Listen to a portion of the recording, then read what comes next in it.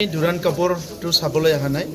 অহা আমাৰ 15 তাৰিখ গধূলি প্ৰথম যিটো CM কাপ হ'ল 14 জুনৰ পৰা আৰম্ভ হৈ VCDC লেভেলৰ পৰা এই আমাৰ CM কাপটো অহা 15 তাৰিখত ফাইনেল খেল ইয়াত আমাৰ সাই ষ্টেডিয়ামত অনুষ্ঠিত হ'ব, য'ত আমাৰ অসমৰ আমাৰ সকলোৰে শ্ৰদ্ধাৰ মুখ্যমন্ত্ৰী ডক্টৰ হিমন্ত বিশ্ব শৰ্মা ডাঙৰীয়াও উপস্থিত থাকিবলৈ ইতিমধ্যে আমন্ত্ৰণ আমাৰ পৰা জনোৱা হৈছে। আৰু এই CM কাপটো পুৰা ভাৰতবৰ্ষতে জনাজাত হৈছে আৰু প্ৰথমবাৰ তেনেকুৱা এটা ডাঙৰ ইনিচিয়েটিভ গ্ৰাম্য অঞ্চলৰ পৰা যিটো লোৱা হৈছে, প্ৰায় 3760টা ক্লাব আৰু 67,000 প্লেয়াৰ্ছ। এই ইনিচিয়েটিভটো প্ৰথমবাৰতে লোৱা হৈছিলে, কিন্তু বহুত সফল হৈছে।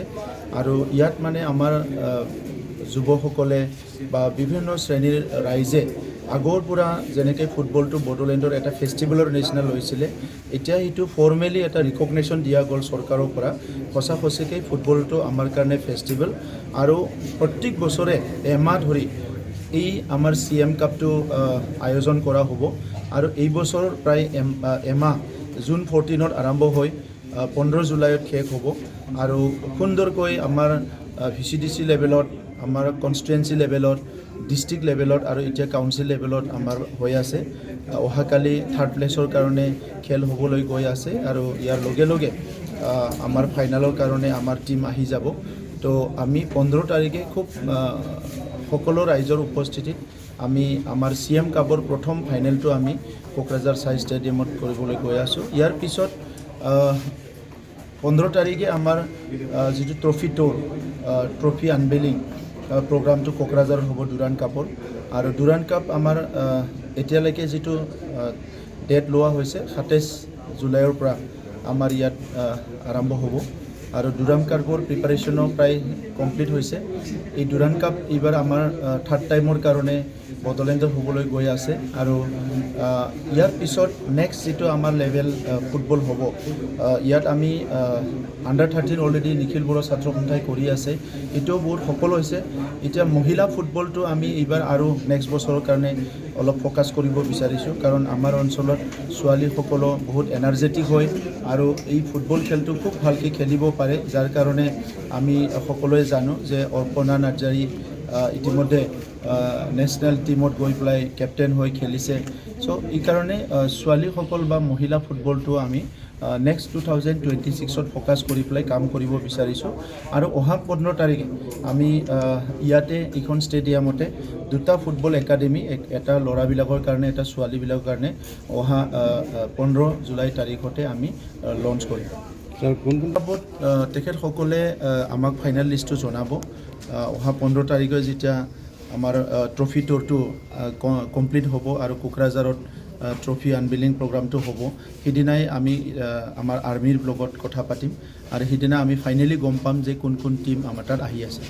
सर देखिए, चुनाव के लिए पॉलिटिकल पार्टी हमेशा तैयार रहते हैं। पॉलिटिशियन थिंग ऑफ इलेक्शन बोल के एक वो है कि अभी UPPL जो 2020 के बाद चुनाव जीत के सरकार में आए और उस समय से हमने जनता को हमारे दिल से सेवा किया।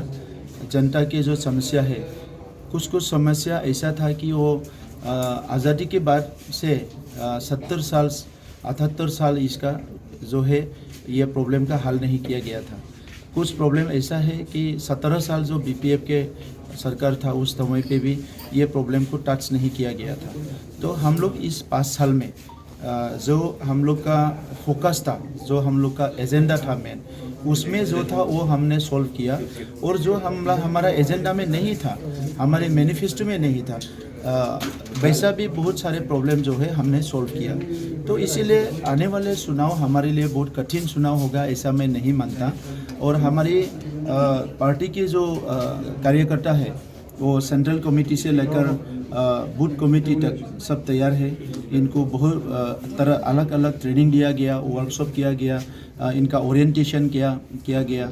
और 40 कंस्टिट्यूएंसी में हम लोग जो है 8,000 से लेकर 15,000 तक की गैदरिंग में हमने 40 कॉन्स्टिट्यूएंसी में ऑलरेडी बेनिफिशियरी मीट भी कर लिया। तो अभी लगभग एक पिक्चर क्लियर हो गया कि यूपीपीएल ही आने वाले जो चुनाव है इसमें सबसे बड़ा पार्टी होंगे और सबसे ज़्यादा बहुमत लेके यूपीपीएल आने वाले हैं, ये क्लियर हो गया। तो इसीलिए अलग अलग पार्टी जैसे तैयार कर रहा है, यूपीपीएल इससे बहुत आगे है, मैं आपको बोल सकता हूँ। स्टेट गवर्नमेंट का जो इलेक्शन है आज का बात नहीं है, वो बीच बीच में करते रहते हैं, जहाँ जो ज़रूरत है पॉलिसी के मुताबिक वो लोग करते रहते हैं। तो इसमें मुझे नहीं बोलना है, स्टेट का पॉलिसी है और हमारा काउंसिल का पॉलिसी हम लोग का खुद का पॉलिसी है, उससे हम लोग चलेंगे। स्टेट का पॉलिसी से स्टेट चलता है, सेंट्रल का पॉलिसी तो सेंट्रल चलता है। तो इसमें मुझे बहुत ज़्यादा कुछ बोलना नहीं है, जैसे इनका पॉलिसी है वो काम करेगा। मुझे यही देखना है कि ये जो इलेक्शन हो रहा है वहाँ के लोग बोडोलैंड में ना आए, उधर ही रहे। मैं उन लोग को स्टेट गवर्नमेंट को भी मेरी तरफ से मैं अनुरोध करता हूँ, और जो वहाँ एवेक्टेड है उन लोगों को भी बोलता हूँ मैं उधर ही रह जाए, क्योंकि बोडोलैंड में बहुत सारे कॉन्फ्लिक्ट, बहुत सारे वायलेंस, हिंसा पहले हुए थे और हम लोग हिंसा यहाँ नहीं चाहते हैं, तो वो लोग वही रहे। और दूसरा जो है हमारे यहाँ जो भी है प्रॉब्लम्स, इसको हमारी तरीका से हम लोग इसको हल करने के लिए कोशिश करेंगे। सर हिंसार पिछत घूरी आई शांति और शांतिर लगे लगे प्रतिभा विकास होছে যুৱচাম দ্বিতীয়বাৰৰ কাৰণে চাওক এটা অনিশ্চয়তা, এটা অস্থিৰতাৰ পিছত আমাৰ চৰকাৰ আহিছে আৰু এতিয়া আমাৰ চব প্ৰায়ৰিটিটো আছিলে এটা স্থিৰতা আনা। এতিয়া শান্তি আৰু বড়োলেণ্ডত স্থিৰতা আহিছে। যি কি নহওক কাম, যি কি নহওক চিন্তা, যি কি নহওক আমাৰ কি আছে এজেণ্ডা, এতিয়া বাস্তৱত ৰূপায়ণ কৰিব পাৰে, তাত কোনো ধৰণৰ অসুবিধা নাই। কিন্তু আমি এতিয়া ফ'কাছ কৰিছোঁ যে ভাৰতবৰ্ষখন প্ৰধানমন্ত্ৰী ডাঙৰীয়াই এখন বিকশিত দেশ গঢ়িব বিচাৰিছে, আৰু প্ৰধানমন্ত্ৰী ডাঙৰীয়াৰ মিছন আৰু ভিজন, য'ত দেশখন যদি বিকশিত দেশ হ'ব লাগে, ইয়াৰ ইনফ্ৰাষ্ট্ৰাকচাৰবিলাক তাৰ এই ষ্টেণ্ডাৰ্ডৰ হ'ব লাগিব। ইয়াত যিখিনি আমাৰ মানৱ সম্পদ আছে, এই মানৱ সম্পদখিনি ভালমতে আগুৱাই নিব লাগিব। গতিকে আমাৰ এৰিয়াটো প্ৰায় বহুত দশক ধৰি আনটাচ এৰিয়াৰ নিচিনা আছিলে, যদিও কেন্দ্ৰ চৰকাৰৰ আমি অধীনত আছোঁ, ৰাজ্য চৰকাৰৰ অধীনত আছোঁ। এই এৰিয়াটো বহুত দশকৰ পৰা দশক আনটাচ হৈ থকাৰ কাৰণে ডেভেলপমেণ্টেল যিটো ষ্টেটাছ সেইটো বহুত তলত আছিলে।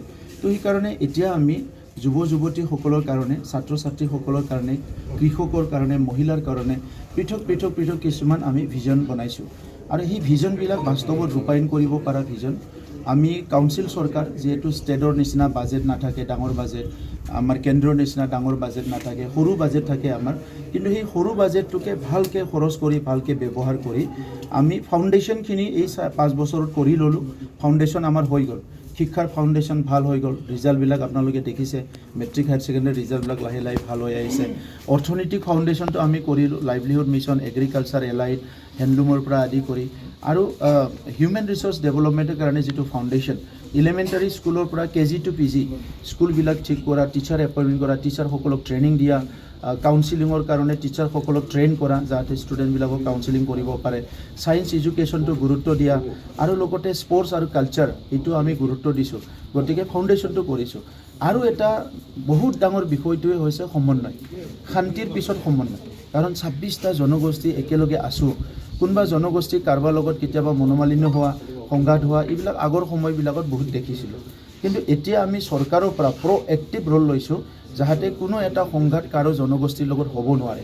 এইকাৰণে 26টা জনগোষ্ঠীৰ এটা মিলনভূমি হিচাপে বিভিন্ন কাৰ্য, বিভিন্ন একশ্যন, বিভিন্ন এক্টিভিটিবিলাক আমি তেনেকুৱা ডিজাইন কৰিছোঁ, যাতে সঘনে এই 26টা জনগোষ্ঠী মিলিত হ'ব পাৰে, আৰু তেখেতসকলে ভৱিষ্যত জীৱনৰ পৰিকল্পনা একেলগে কৰিব পাৰে, য'ত অকলে অকলে কৰি আগৰ সময়বিলাকত সংঘাত হৈছিলে, এতিয়া একেলগে হাতত হাত ধৰি যাব পৰাকৈ এটা পৰিৱেশ বনাইছোঁ, যিটো ফিউচাৰত এটা বিকশিত বড়োলেণ্ড গঢ়াৰ কাৰণে ফাউণ্ডেশ্যন এটা আমি লে কৰিছোঁ, আৰু সেইটো এতিয়া লাহেকৈ মজবুত হৈ উঠিছে। গতিকে আপোনাৰ যিটো প্ৰশ্ন যে অনাগত দিনত UPPL দল হিচাপে যিটো UPPL মডেল অফ পলিটিক্স, সেইটো টোটেলি বড়োলেণ্ডৰ 35 লাখ জনসাধাৰণৰ প্ৰেজেণ্ট আৰু ফিউচাৰটো লৈ ডিজাইন কৰা হৈছে। Thank U.